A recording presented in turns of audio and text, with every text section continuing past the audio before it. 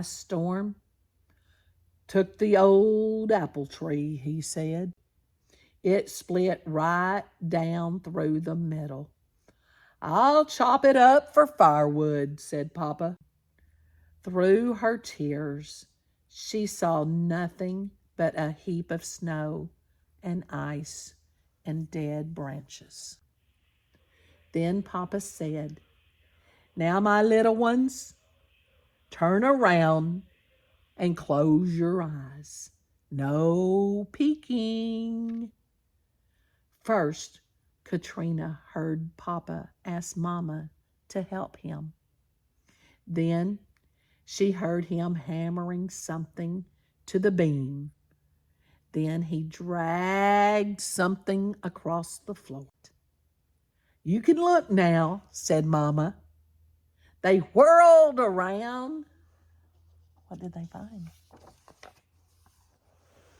There, hanging from the beam, was Josie's swing, the very same vine swing from the apple tree.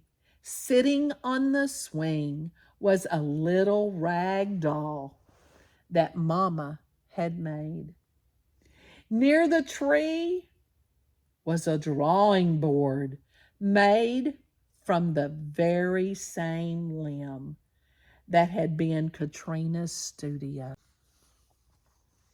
On the drawing board were real charcoal paper and 3 sticks of willow charcoal.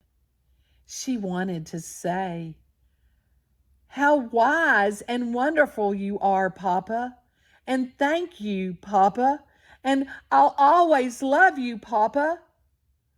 But all she could say was, Oh, Papa. Papa didn't say anything either.